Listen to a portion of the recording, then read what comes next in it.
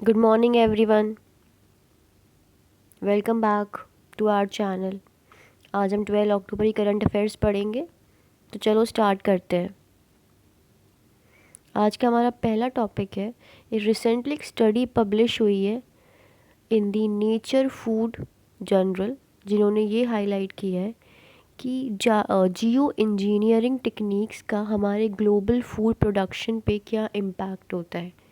Global geo engineering technique जैसे कि stratospheric aerosol intervention, तो इन सब टेक्निक्स का हमारे फूड पे क्या इम्पैक्ट होता है। लेकिन सबसे पहले, what is geo engineering technique.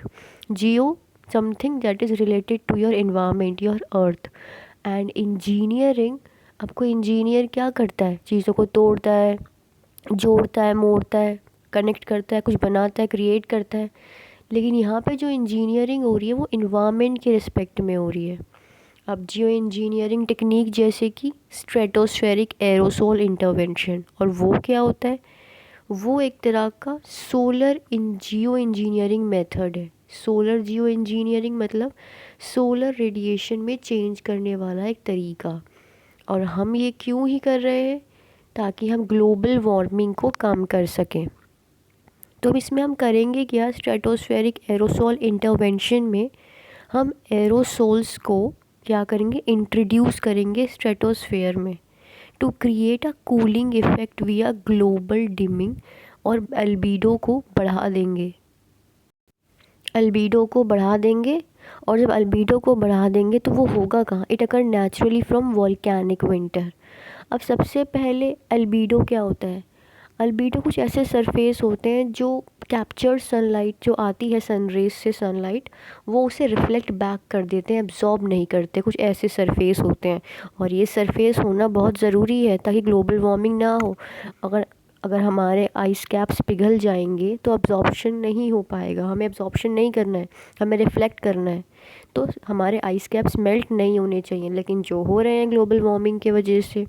तो इसलिए हम कर क्या रहे हैं, हम एरोसोल्स को इंट्रोड्यूस करेंगे स्ट्रेटोस्फेयर में। और एरोसोल इंट्रोड्यूस करने से क्या होगा, बारिश करवा पाएंगे हम, कूलिंग इफेक्ट इंट्रोड्यूस कर पाएंगे विया ग्लोबल डिमिंग।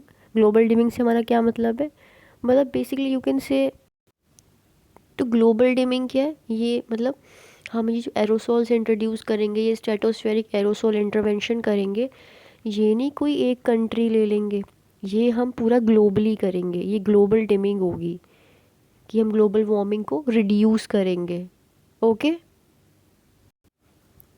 तो ये सब हमने देख लिया कि इस मेथड का मतलब क्या है और क्या स्टडी पब्लिश हुई है। आगे देखते हैं।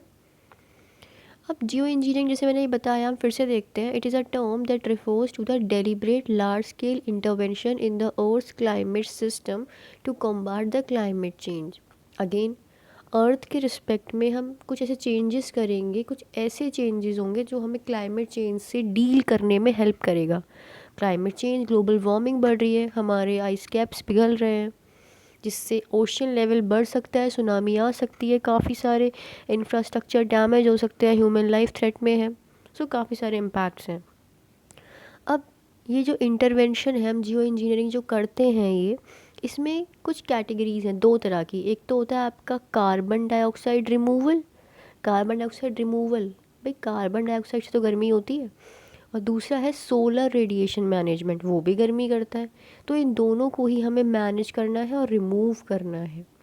तो ये दो चीज़ें हैं, दो मेथड्स हैं जो जियो इंजीनियरिंग में आते हैं, जो हम यूज़ करेंगे to deal with the climate change. तो कैसे करेंगे ज़रा देखते हैं।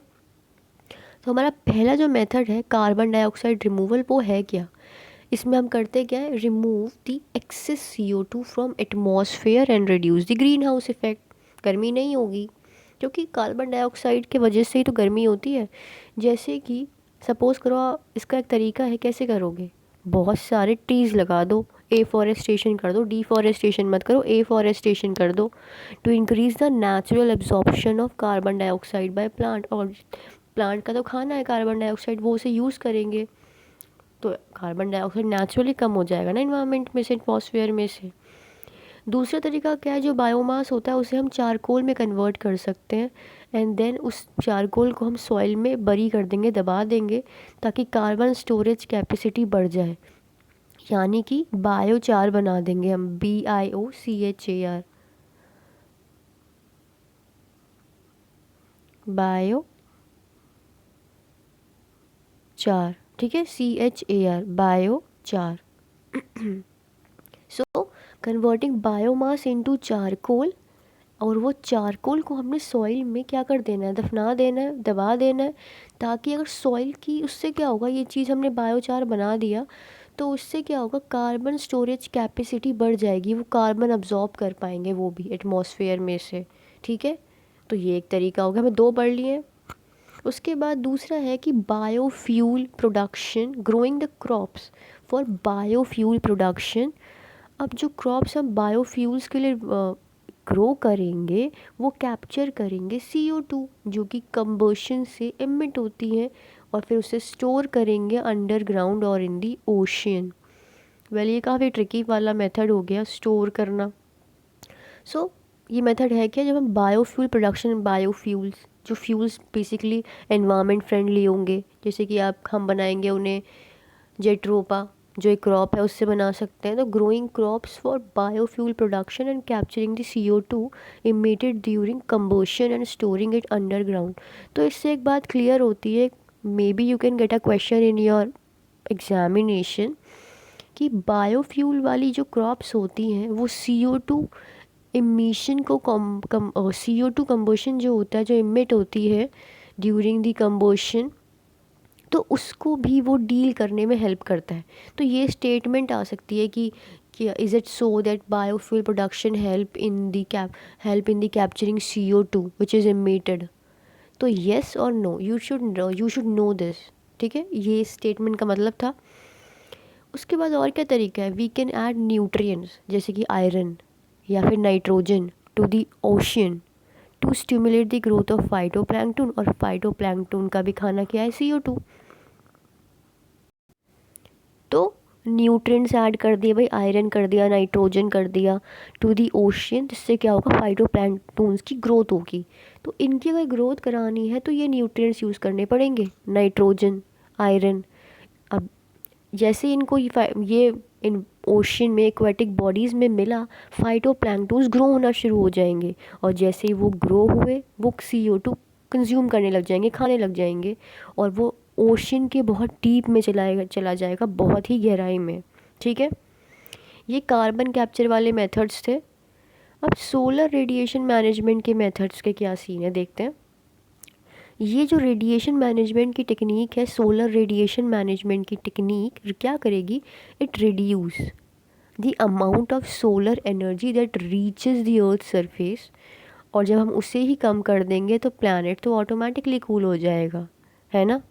जैसे ऐसे कैसे कर सकते हैं, for example placing the mirror और devices in orbit around the earth to deflect और block some of the incoming sunlight, जिसे हम स्पेस बेस रिफ्लेक्टर्स कहते हैं। है क्या, हम अर्थ की ऑर्बिट में मिरर्स लगा देंगे, वो मिरर क्या करेगी, सन रेज को किसी और डायरेक्शन में रिफ्लेक्ट कर देगी, डिफ्लेक्ट कर देगी या ब्लॉक कर देगी, पर अर्थ तक नहीं आएगी। उस मेथड को क्या बोलेंगे हम, स्पेस बेस्ड रिफ्लेक्टर्स। और कैसे कर सकते हैं हम ये solar radiation management, we can spray sea water droplets या फिर other substances into low level clouds over the oceans to increase their reflectivity and albedo.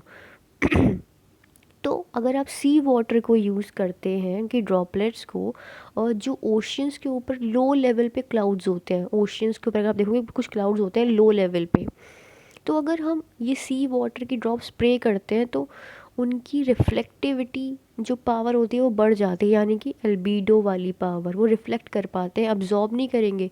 Absorb करेंगे तो गर्मी हो जाएगी, हमें रिफ्लेक्ट करवाना है। तो इस मेथड को, स्प्रेइंग सी वाटर ड्रॉपलेट वाले मेथड को क्या कहते हैं, मेराइन क्लाउड ब्राइटनिंग, ठीक है। उसके बाद एक और मेथड दिया हुआ है, we can reduce the formation of high level cirrus cloud अब सर्विस क्लाउड का हम अगर फॉर्मेशन कम कर देंगे तो उससे क्या होगा, हम भाई सर्विस क्लाउड करते क्या है एक्चुअली, वो हीट को ट्रैप करते हैं। और अगर ये हीट ट्रैप करने वाले क्लाउड्स बहुत कम होंगे तो हीट ट्रैप होगी ही नहीं। तो यानी कि ये भी एक मेथड है, क्योंकि हम सोलर रेडिएशन मैनेजमेंट की बात कर रहे हैं। तो रिड्यूस द फॉर्मेशन और persistence of high level service cloud because service cloud trap the heat bye cloud seeding them with ice crystal और अदर एजेंट्स। ठीक है, लेकिन हम ये क्लाउड्स की फॉर्मेशन कम कैसे करेंगे, ये तो सोचा ही नहीं। ये अभी बताया, देखो लिखा है it clouds that trap the heat by, तो how we will do that, by cloud seeding. Cloud seeding एक मेथड होता है, और या फिर you can use other agents, ice crystals, other agents. तो इस चीज़ को हम बोलते हैं सर्विस क्लाउड थिनिंग। ठीक है, क्लाउड सीडिंग मैं आपको आगे बता दूंगी। उसके बाद एक और है मेथड हमारे पास, सरफेस एल्बीडो मॉडिफिकेशन। इसमें हम क्या करेंगे, we are hanging the reflectivity of the land और the sea surface by painting roof with white, covering deserts with reflective sheets और increasing the ice cover। हमें एक्चुअली करना क्या है, हमें एब्जॉर्प्शन कैपेबिलिटी कम करनी है और रिफ्लेक्टिविटी बढ़ानी है। तो हम क्या करेंगे, अगर हम अपने घर की छतों को वाइट पेंट कर दें, अप्रॉक्सीमेटली वर्ल्ड में सब कुछ वाइट पेंट कर दें छतों रूफ़ को, तो हो सकता है, क्योंकि रूफ़ ब्लैक अब्जॉर्ब करता है, बहुत सारे ऐसे कलर्स हैं जो अब्जॉर्ब करते हैं बट वाइट नहीं करेगा। डेजर्ट्स को हम रिफ्लेक्टिव शीट से कवर कर सकते हैं, वो भी अब्जॉर्ब नहीं करेंगी। या फिर हम आइस कवर बढ़ा दें, क्योंकि आइस भी तो रिफ्लेक्ट करती हैं, एल्बिडो उनका भी बहुत ज़्यादा होता है। तो ठीक है, ये हम पढ़ चुके हैं, ये जो स्टडी पब्लिश हुई थी। नेक्स्ट हमारा टॉपिक है आर्टिफिशियल इंटेलिजेंस के बारे में। भाई एआई तो सबको पता है, आर्टिफिशियल इंटेलिजेंस एक तरह का ब्रेन मशीन में कर दिया फिट। अब उस मशीन को कर दिया ट्रेन, अब वो करेगी काम ह्यूमन के बिहाफ पे। लेकिन अब है, तो अब तक हमें आर्टिफिशियल इंटेलिजेंस के बारे में तो पता है, लेकिन अब ये मल्टी मॉडल क्या है। तो ये मल्टी मॉडल एआई क्या है, भाई मल्टी मॉडल एआई मतलब मल्टी टैलेंटेड आर्टिफिशियल इंटेलिजेंस। अब कोई चीज़ मल्टी टैलेंटेड कब होगी, जब उसके पास नए नए फीचर्स होंगे, नए नए सॉल्यूशंस होंगे। एक इंसान मल्टी टैलेंटेड कब होता है, जब वो बहुत सारे काम कर सकता है, वो भी कम वक्त में। तो सिमिलरली हमने आर्टिफिशियल इंटेलिजेंस को मल्टी टैलेंटेड बना दिया, बनाने की मतलब प्लानिंग एक्चुअली। तो मल्टी टैलेंटेड से मेरा मतलब था जैसे कि हमारी वो मशीन, हमारी आर्टिफिशियल इंटेलिजेंस जिसे हम एक ब्रेन कंसिडर करते हैं, सोचो कि वो वर्ल्ड की फ्यूचर प्रॉब्लम्स आने वाली प्रिडिक्ट कर पाए। ठीक है, एक ये मल्टी मॉडल में आ सकता है। या फिर बहुत ही डिफ़िकल्ट सा मेडिकल डेटा या कोई और अदर डेटा जो बहुत डिफ़िकल्ट है, जिसे वो बहुत ही ईजी तरीके से एक्सप्लेन कर दे, प्रेजेंट कर दे और समझा दे। तो ये हो गया ना, एक फीचर्स हो गए नए नए नए। तो ये था हमारा मल्टी मॉडल एआई सिस्टम की इंट्रो। अब इसमें करेंगे क्या, हम क्या करेंगे, हम ट्रेन करेंगे। वी ट्रेन दिस मल्टी, मतलब एआई को ट्रेन तो करना पड़ेगा ना, तभी तो मल्टी मॉडल बनेगा। तो we use audio, video, speech, images, text and range of traditional numerical data sets. तो इन सब को हम सब कुछ ट्राई करेंगे, वीडियो ले लो, ऑडियो ले लो, स्पीच ले लो, ताकि वो मल्टी टैलेंटेड हमारी मशीन बन जाए। जैसे कि मल्टी मॉडल ऑडियो सिस्टम, जो हमारा ऑडियो सिस्टम होता है वो भी सिमिलर प्रिंसिपल फॉलो करता है मल्टी मॉडल वाला, but with whisper, very soft. Open AI, open source speech to text translation model, serving as the foundation for GPT voice processing capabilities. तो मल्टी मॉडल ऑडियो सिस्टम क्या करता है, multi modal audio क्या हो सकता है, जिसके पास वॉइस प्रोसेस करने की ताकत हो, वॉइस को वो बदल सके, या फिर हमारे स्पीच को टेक्स्ट में कन्वर्ट कर दे, या टेक्स्ट को स्पीच में कन्वर्ट कर दे। तो हम ये चीज़ रिक्रिएट कर सकते हैं। सपोज़ करो कोई फेमस कार्टून में आवाज़ देता है, लेकिन उसकी हो जाती है डेथ, या फिर वो काम करने से मना कर देता है। अब डोरेमोन में डोरेमोन की आवाज़ नहीं होगी तो डोरेमोन का मज़ा नहीं फिर। तो एआई का ये एक फ़ायदा है कि हम साउंड क्रिएट कर सकते हैं, वॉइस प्रोसेस कर सकते हैं। ठीक है, जो कि ओपन होगा, open source that is available for each and every one. Even Google is planning to launch some kind of multi modal language model, जैसे हम जेमिनी बोल रहे हैं, अभी रिलीज़ नहीं हुआ है, just they are planning for the same. अभी उन्होंने रिलीज़ नहीं किया है कि हम जेमिनी मॉडल, हमारा एक लैंग्वेज मॉडल है, उसमें ये फीचर्स हैं, सिर्फ प्लान कर रहे हैं, अभी कुछ किया नहीं है। लेकिन अभी जो एग्जिस्टिंग है मल्टी मॉडल एग्जाम्पल इन्होंने देखे ऐसे समझाया है कि भाई ये हमारा मल्टी मॉडल ऑडियो सिस्टम होगा और इसमें वॉइस प्रोसेसिंग कैपेबिलिटीज़ होगी। वो नई नई आवाज़ें बना सकता है, स्पीच को टेक्स्ट में या टेक्स्ट को स्पीच में कन्वर्ट कर सकता है, भाषाएं नई नई उसमें हम मैनेज कर सकते हैं। ठीक है। Open AI announced the announcement of its GPT 3.5 and GPT 4 models. अब ओपन जो हमारा आर्टिफिशियल इंटेलिजेंस है, उन्होंने कहा है कि हम GPT 3.5 और GPT 4 मॉडल को इम्प्रूव करेंगे। कैसे करेंगे? हम उसको सिखाएंगे speech synthesis, enabling more immersive interaction with users. अब मैं एक रोबोट की, एक आर्टिफिशियल इंटेलिजेंस की, एक मशीन की आपसे बात कराऊँ, आपके दोस्त से कराऊँ, आपकी मम्मी से कराऊँ, आपके पापा से कराऊँ, आपके रिलेटिव्स से कराऊँ, तो वो नई नई चीज़ें सीखेगा। सबसे नई नई उसको चीज़ें सीखने को मिलेंगी, तो वो और ट्रेंड होगी। तो ये इनका था कि हम अपने GPT 3.5 को और GPT 4 मॉडल को इस तरह से ट्रेन करेंगे। मतलब इन्होंने ऐसा अनाउंस किया है, जो कि हम मतलब बेसिकली ये नहीं कोई कोई पहले से ही सिखाई हुई चीज़ें होंगी, सिखाई हुई पहले से होंगी, बट ये नहीं कि हमें कुछ रिस्ट्रिक्टेड चीज़ें सिखाई हुई हैं, हम सबके साथ उन्हें इंटरेक्ट करवाएंगे ताकि वो रियल इंसान के साथ डील कर पाएँ। अब मल्टी मॉडल की भाई एप्लीकेशंस क्या क्या है, यूज़ कैसे कर सकते हैं भाई, वो तो है ही। अब आर्टिफिशियल इंटेलिजेंस सुनते क्या आ रहे हैं कि मशीन है, वो एक आर्टिफिशियल इंटेलिजेंस है भाई, इंटेलिजेंट है पर आर्टिफिशियल है। जैसे कि हम उसे कहाँ यूज़ कर सकते हैं? ऑटोनोमस ड्राइविंग, एक मशीन जो खुद गाड़ी जो खुद चल रही है। रोबोटिक्स में रोबोट काम कर रहा है, सर्वेंट बन गया है, रेस्टोरेंट्स में रोबोट्स हैं, मेडिसिन्स में, मेडिकल फील्ड में, कॉम्प्लिकेशंस में कितनी बार होता है, कितने कॉम्प्लिकेटेड केस आ जाते हैं, डॉक्टर्स नहीं, बाहर से डॉक्टर बुलाने पड़ते हैं, तब तक पेशेंट का तो बुरा हाल हो जाता है। तो ये सीन है। अब एग्जाम्पल देके समझाया हुआ है, जैसे कि सीटी स्कैन्स की कॉम्प्लेक्स डेटा होते हैं, तो उन्हें कम टाइम में हम एनालाइज कर सकते हैं अगर हमारे पास ये मल्टी मॉडल एआई सिस्टम होगा जो ये ट्रेंड होगा कि भाई कैसे करना है। या फिर कॉम्प्लेक्स जेनेटिक वेरिएशंस होते हैं, उन्हें भी चुटकियों में वो आइडेंटिफाई कर सकता है कि यहाँ पे डिफेक्ट है, इसको आपको एडिट करना है। ठीक है। या फिर और क्या एप्लीकेशन सकते हैं? Speech translator model, translation models जैसे कि गूगल ट्रांसलेट या मेटा सीमलेस M40, वो भी मल्टी मॉडल का बेनिफिट ले सकता है। कैसे? ट्रांसलेशन सर्विसेज, लैंग्वेज में, काफ़ी लैंग्वेज में वो ट्रांसलेट कर सकता है, वेरियस लैंग्वेजेस एंड मॉडलिटीज़। तो हमारा गूगल ट्रांसलेट जो अभी हमारे फ़ोन में है, या फिर जो मेटा सीमलेस M40 है, वो भी इससे बेसिकली फ़ायदा ले सकता है कि वो हमें काफ़ी ज़्यादा लैंग्वेजेस में बेनिफिट प्रोवाइड कर सकते हैं, हिंदी टू इंग्लिश, या फिर मराठी, गुजराती, तमिल, काफ़ी सारी लैंग्वेज कन्वर्जन्स हो सकते हैं। नेक्स्ट है वर्ल्ड हैबिटेट डे। कब सेलिब्रेट करते हैं? 2 अक्टूबर को।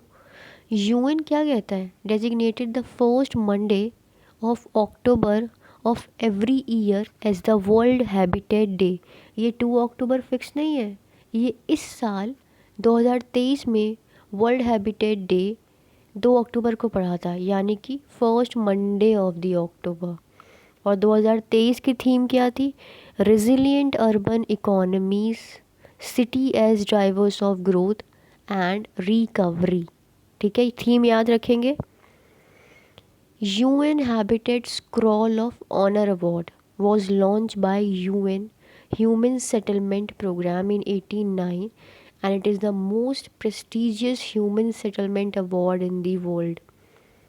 So, Scroll of Honor Award.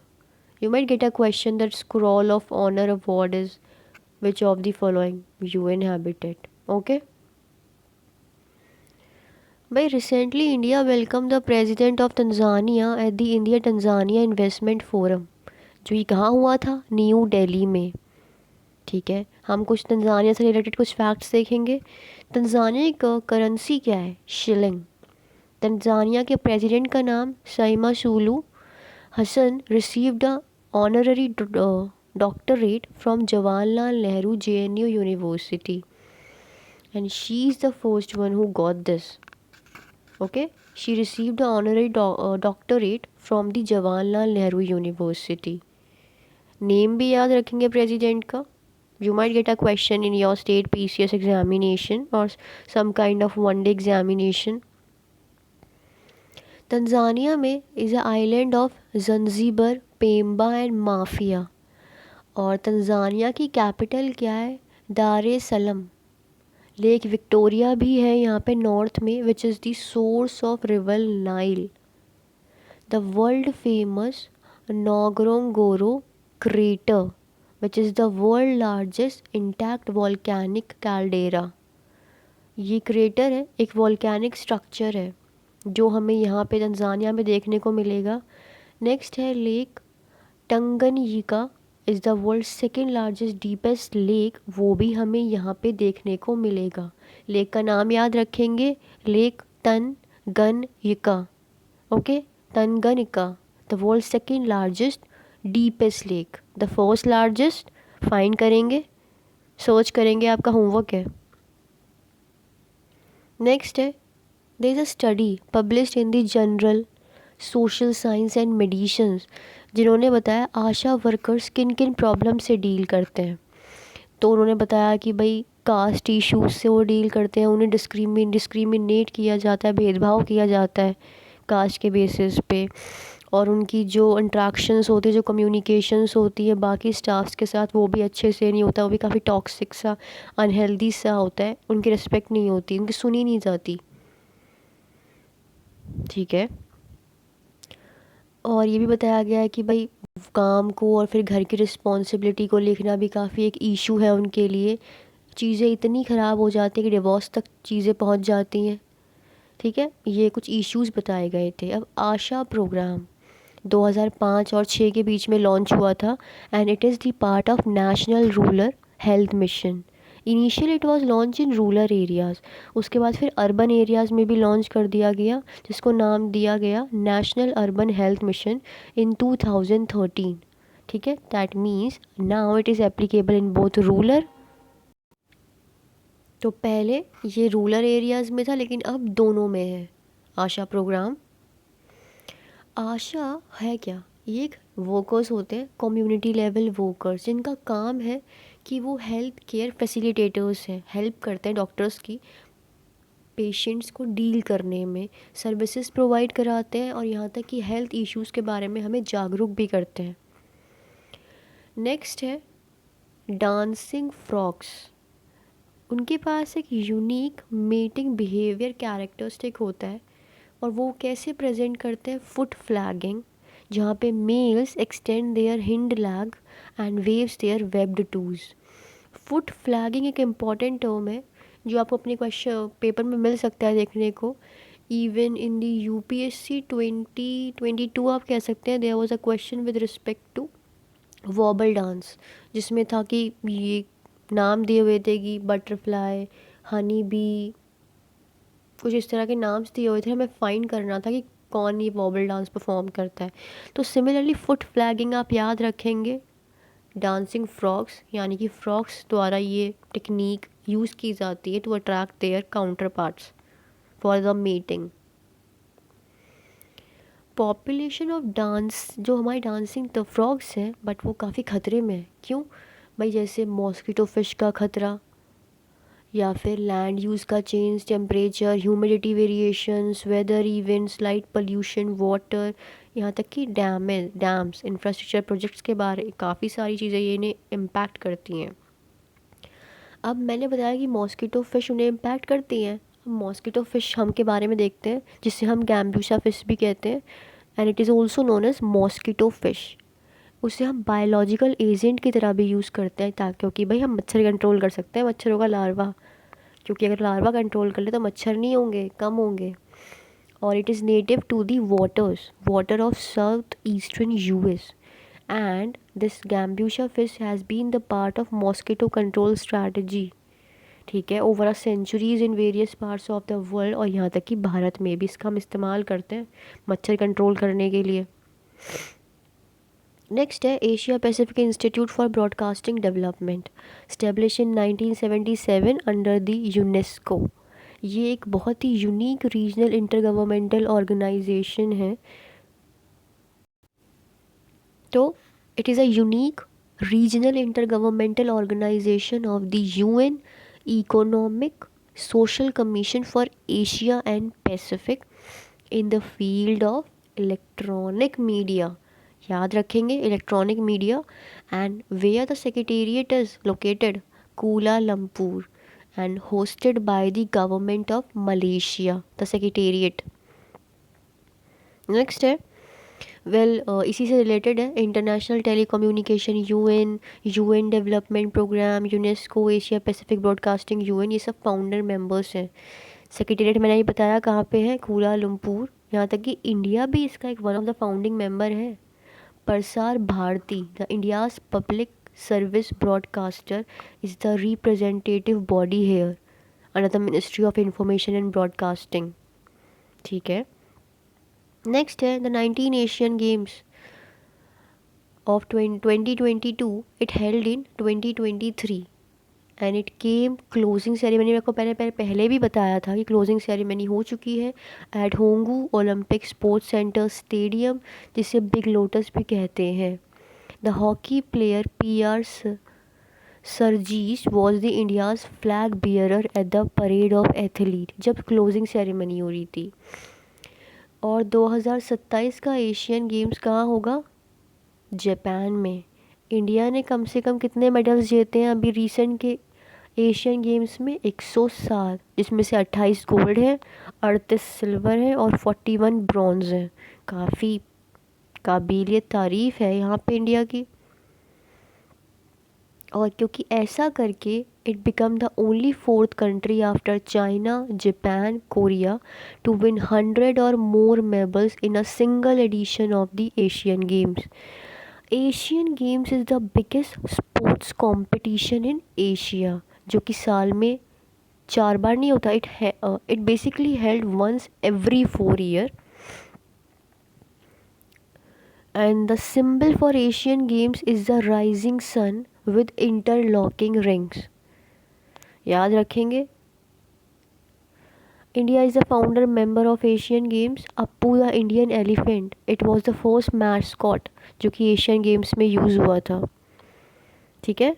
Next हमारा टॉपिक है रेक लिमिटेड, जो कि एक Maharatna central public sector enterprises है अंडर द पावर मिनिस्ट्री। उन्होंने एक मोबाइल एप्लीकेशन यूज़ करी है सुगम रेक, जो कि इन्वेस्टर से एक्सक्लूसिवली डील करेगी for the capital gains.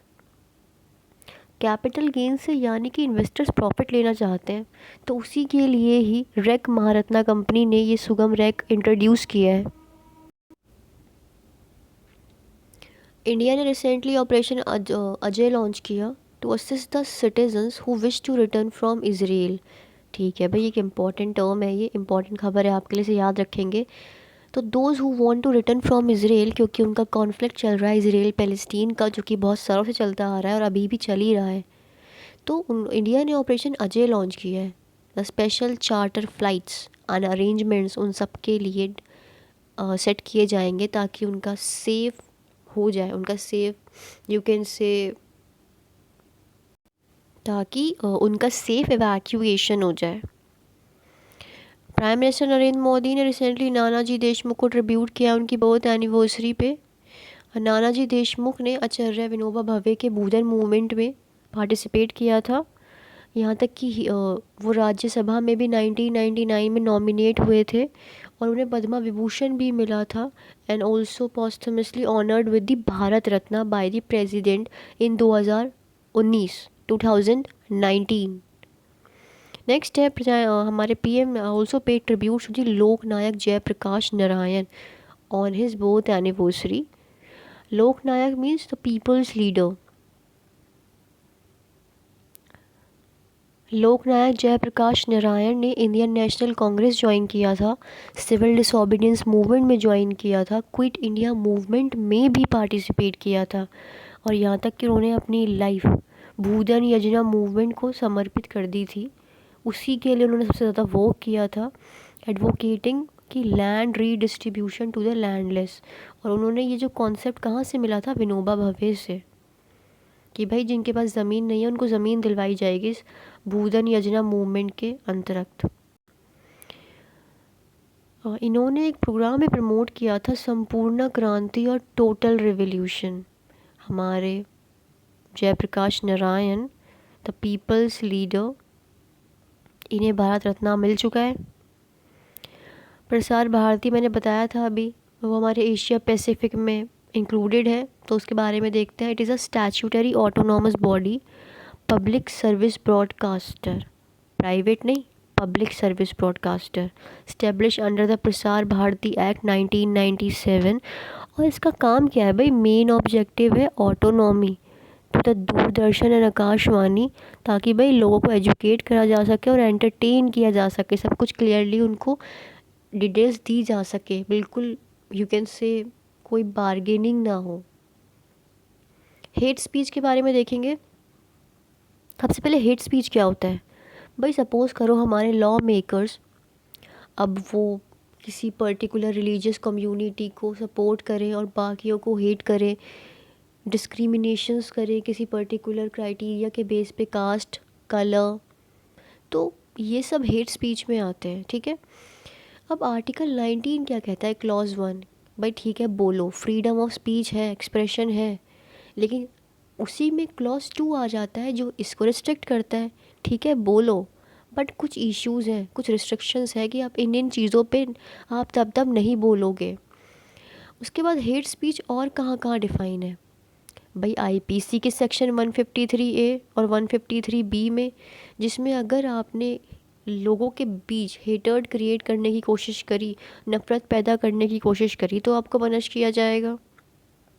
IPC का 295A भी क्या कहता है, इट पनिश द एक्ट, अगर आप जानबूझ के ऐसे काम करते हैं, इस तरह की एक्टिविटीज़ करते हैं कि रिलीजियस फीलिंग्स आप इफ़ेक्ट करते हैं, उनके सेंटिमेंट्स को इफ़ेक्ट करते हैं, तो आपको पनिश किया जाएगा। फिर सेक्शन 505 क्लॉज 1 एंड 505 क्लॉज 2, जिसमें publication, circulation of content that will cause और हेटेड बिटवीन डिफरेंट ग्रुप्स, तो भी वो पनिशेबल है।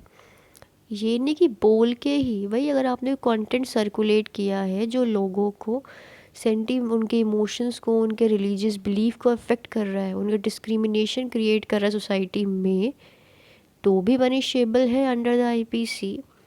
उसके अलावा ये हेट स्पीच आरपीए में भी है, आपके रिप्रेजेंटेशन ऑफ पीपल एक्ट 51, जिसमें अगर आपको देखा कि आपने फ्रीडम ऑफ स्पीच का इलीगल यूज़ किया है, तो आपको इलेक्शन नहीं दिया जाए, आप इलेक्शन नहीं कंटेस्ट कर सकते।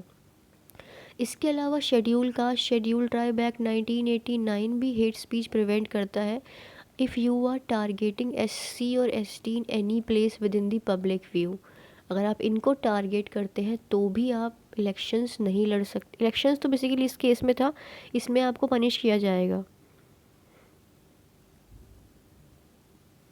एक केस भी था Shaheen Abdullah versus union of India, जिसमें सुप्रीम कोर्ट ने कहा था हमें तब तक फ्रेटर्निटी नहीं देखने को मिलेगी कंट्री में, मतलब मिलनसार लोग तब तक नहीं बनेंगे जब तक रिलीजियस कम्युनिटी हार्मनी में नहीं रहेंगी, एक दूसरे की धर्म की रिस्पेक्ट नहीं करेंगे, उन्हें सपोर्ट नहीं करेंगे, उन्हें प्रमोट नहीं करेंगे, और दूसरों के रिलीजियस या उनके धर्म से नफ़रत नहीं करेंगे, तब तक ये भाईचारा वाला सिस्टम या फ्रेटर्निटी वाला सिस्टम नहीं हो सकता। तो आज हमने काफ़ी अच्छे से सारे टॉपिक्स डील किए हैं। Hope you like it, please share this channel. Thank you so much, have a very nice day.